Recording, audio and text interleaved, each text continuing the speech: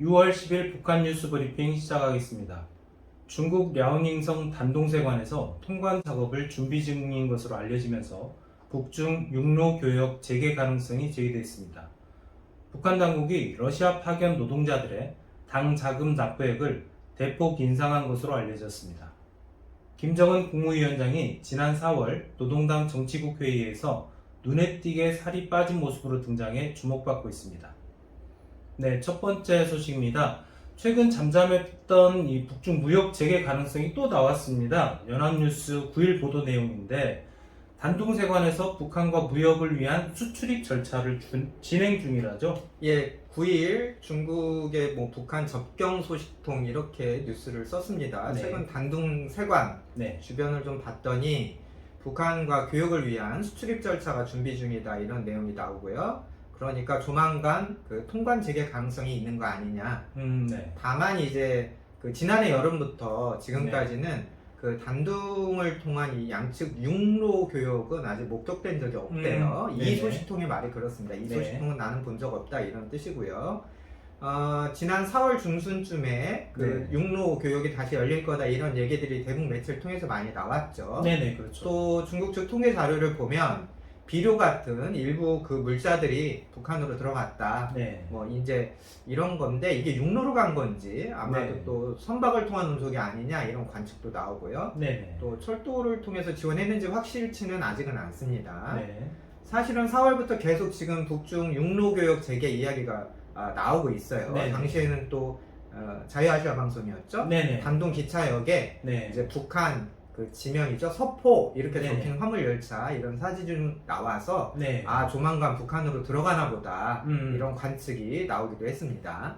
네, 이처럼 또다시 이제 북중 무역 가능성이 자꾸 제기되는 이유가 무엇인지 좀 궁금한데요. 예, 일단 북한이 경제적으로 어렵기 때문에 네. 좀 되면 해야 되는 거 아니냐 이제 이런 논리가 있고요. 네. 또 여기 결정적으로 불을 지핀 게 네. 지난달 5월 27일이었죠. 왕이 네. 중국 외교부장이 베이징에서 네네. 리용남 중국 그 주재 북한 대사를 불렀습니다. 네. 그래서 또 이제 한마디 했죠. 물론 그렇죠. 이제 한미 정상회담 이후에 네. 뭐 그거에 대한 좀 대응 이런 측면도 있긴 했는데 어쨌든 왕 부장이 이 자리에서 양국의 우위는 외부 침략에 함께 싸우며 피로 맺은 거다 뭐 이런 식으로 네. 혈맹히 얘기를 했고 또 중국은 북한의 경제 발전, 네. 민생 개선 굳게 지지한다. 힘 닿는 대로 북한을 돕겠다 이런 약속을 했습니다. 네네. 양측이 또 7월 11일이죠. 네네. 북중 우호 협조 및 상호 원조 조약. 우리가 한미 동맹이 있는 것처럼 그렇죠. 예, 북한도 중국하고 그러니까 조중 북중 동맹 조약이 있는데요. 그 60주년입니다. 그래서 그 기념행사를 뭐 잘 치르기로 합의한 상태고 어쨌든 우리 이렇게 친해 곧 더 잘 지낼 거야 이런 메시지들을 중국 쪽에서 계속 내보내고 있기 때문에 네. 조만간 무역이 재개될 가능성이 높구나. 다시 한번 말씀드리지만 지금 무역이 중단된 건 네. 코로나 때문에 북한이 문을 닫은 거거든요. 네네네. 예, 그래서 어쨌든 북한이 아직은 국경을 전면적으로 여는 거는 결정하지 않은 것 같습니다. 네네. 코로나 방역 문제가 있죠. 또 다른 그 소식통이 연합뉴스에 이런 말을 했네요. 최근에 베이징에 있던 네네. 그 북한의 무역 일꾼들 관계자들이 네네. 안 보인다. 다른 곳으로 이렇게 쑥 갔나 보다. 그러면 이제 뭔가 막바지 준비 아니냐. 이런 시사점도 있긴 합니다. 네네. 뭐 육로를 통한 이 무역 재개가 네네. 뭐 가시적으로 눈에 띄고 확인이 될 수는 있는데 네. 전면적인 교역 재개는 아직은 시간이 더 필요한 거 아니냐. 사실 북한이 백신 접종이 끝나야 뭐 마음껏 할 수 있는 거 아니냐 이런 관측이 우세한 것 같습니다. 네, 다음 소식입니다. 북한 당국이 러시아 파견 노동자들의 당 자금 납부액을 대폭 인상한 것으로 알려졌는데요. 델렌케이가 9일 보도한 내용인데 해외 파견 노동자들을 통해서 적극적인 외화 확보에 나선 것이라고 분석을 했어요. 예, 최근 러시아 노동자들의 그 충성자금, 당자금 납부액이 네. 기존에 걷었던 것보다 한 30%, 많게는 55%까지 인상됐다. 죽으라는 소리네요. 그렇죠. 그러니까 러시아에 그 일하러 가신 북한 분들 경우를 보면 네. 뭐 임업도 있고 건설업도 있고 그래서 좀 상황에 따라 받는 임금, 기대 수익이 좀 달라요. 네네네. 또 날씨, 계절의 영향에 따라서 실제 나가서 일을 할 수 있는 그렇죠. 또 날짜 수가 차이가 좀 나고 음. 그러니까 뭐 따박따박 때 되면 월급 받는 그런 분들이 음. 아니거든요. 그래서 1년 수입이 일정하지 않고 네. 또 개인별로 소득 차이가 좀 날 수도 있는데 네네. 그래서 북한 당국이 이렇게 업종을 구분을 해서 할당력을 주는 모양이에요. 예를 들면 건설 네네. 이런 부분은 이제 기존에는 네네. 연간 7,200달러 내라. 음. 7,200달러면 야, 그거 굉장한데요. 네, 엄청나요. 이거 저희 7,200달러면 거의 우리 돈으로 뭐 8,900만 원 되는 건데 네네. 그렇게 저축하는 분들이 한국에서도 1년에 8,900만 원 저축하는 분들 많이 있나요? 아무튼 네네. 이 정도 액수인데 이제 네. 올렸어요. 네. $10,000을 내라. 네. 맞달라고. 300만 원 정도 1년에 바쳐라 이제 이런 거고 임업 쪽에 일하시는 분들 뭐 우리가 벌목공이라고 많이 네네. 부르는데 기존에는 한 4,500달러 정도 걷어갔는데 네. 이제는 1년에 7,000달러 내라 이렇게 인상을 했답니다. 당 자금 납부액을 꾸준히 이제 조금씩 올렸는데 네네. 이렇게 한꺼번에 확 올린 경우는 이번이 처음이라고 네네. 뉴스에서 나오고 있고요. 저희가 하나 알아야 될 것이 이 벌목이나 임업 같은 경우에는 네. 1년 365일 계속 일할 수 있는 게 아니라 보통 겨울에 집중적으로 네. 작업을 한다고 합니다. 왜냐하면 땅이 꽝꽝 얼어야 벤 나무를 끌고 나올 수 있는 모양이에요. 여기가 이제 습지같이 해서 질척질척 하면은 사람이 들어가서 나무를 베서 끌고 나오는 게 너무 어렵기 때문에 봄, 여름에는, 그러니까 여름에는 일을 안 하고 네. 주로 이제 그 추운 시베리아에서 한겨울에 벌목 작업을 네. 하게 되는데 네네. 이제 당자금 납부 달성하기 위해서 이제 그 하절기에 네네. 진짜 알바하게 생겼습니다. 외국에 돈 벌러 가서 당자금 네네. 내느라고 알바하게 생긴 판이에요. 보통 이 벌목하시는 노동자분들이 이 하절기에 많이 하는 게 뭐 들산에 가서 네네. 풀 뜯고 약초 뜯고 이제 이런 음. 건데 이 기사 보니까 들쭉? 네네. 네, 들쭉을 많이 캐시는 모양이에요. 네네. 그래서 이 들쭉을 캐서 납부 금액을 맞추려면 한 달에 150kg 정도는 뜯어야 된다. 엄청난 양인데요. 예, 풀을 150kg 뜯으려면 진짜 부피가 얼마나 될까요? 예, 굉장한 양입니다.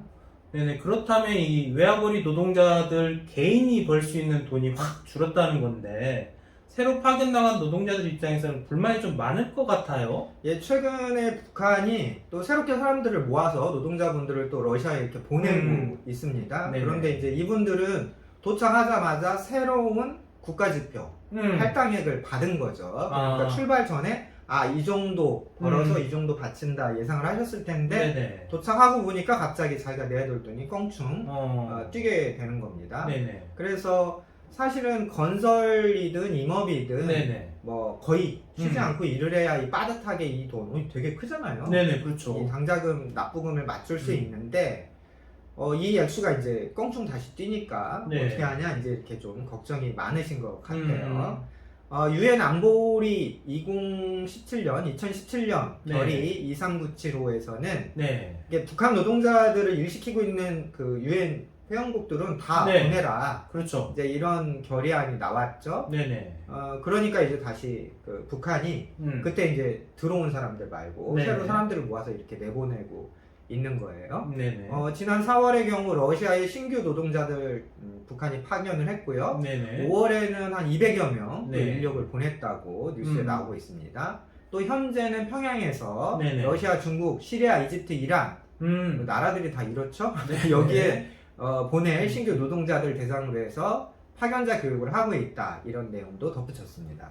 네, 마지막 소식입니다. 김정은 국무위원장이 눈에 띄게 살이 빠졌다는 분석이 나왔습니다. 미국 매체인 NK뉴스가 9일 보도한 내용이죠.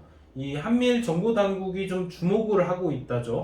예, 김정은 위원장은 네네. 모든 정보당국이 늘 주목하고 언론도 주목하고 그렇죠. 하다못해 저희 같은 사람들도 매일 뉴스 모니터링을 드리지 않습니까? 뭐 주목하고 네네. 있는데 아무튼 이 NK뉴스의 내용은 네. 부쩍 살이 빠졌다. 그래서 이 NK뉴스 측에서 지난 4월 30일 김정은 위원장의 사진을 놓고 네. 엊그제 4일 또 노동당 그 중앙위원회 네네네. 청사에서 정치구회 열었잖아요. 네네. 이 사진을 이렇게 놓고 비교를 해봤더니 음. 외형적으로 네. 몸집이 많이 준 거 아니냐 이렇게 분석을 했네요. 네네. 또 옛날 사진도 비교를 한 게 있는데 네. 2020년 11월 네네. 사진, 또 올해 3월 사진, 네네. 그리고 뭐 이렇게 사진, 또 최근에 조선중앙통신에 보도된 김정은 사진, 이 사진을 놓고 네네. 손목시계를 비교한 모양이에요. 네. 그래서 이제 손목시계 줄이 줄어들었다. 손목시계 이게 금속이면 우리가 칸을 셀 수 있잖아요. 네네, 그렇죠. 줄었다 이제 이 얘기인데. 예리한데요. 예, 김정은 시계도 좋은 거 차고 있네요. 스위스제 IWC. 예, 저는 실제로 본 적도 없는데 이런 네네. 고급 제품인 건 압니다. 이거 왼속 손목에 이제 착용하고 있었는데, 네.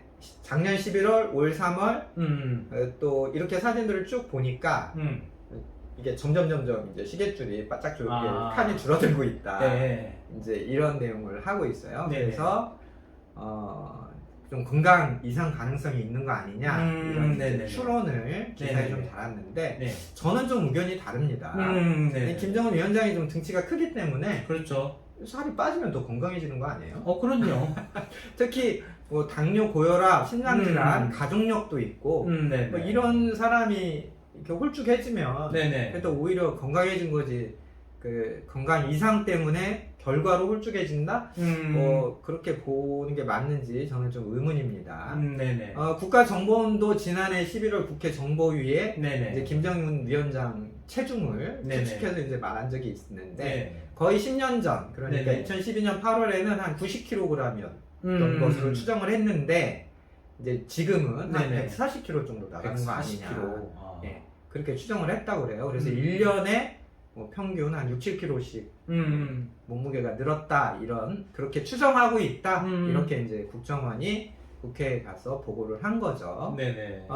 구독자분들께서는 김정은이 진짜 아프냐 안 아프냐 좀 이런 쪽으로 너무 생각은 안 하셔도 될 것 같고요. 네네. 북한을 관찰하고 연구를 하는 사람들은 이런 사진 하나까지 꼼꼼히 보는구나, 이 정도로 이해를 해주시면 될 것 같습니다. 네, 오늘 북한 뉴스 브리핑은 여기까지입니다. 감사합니다.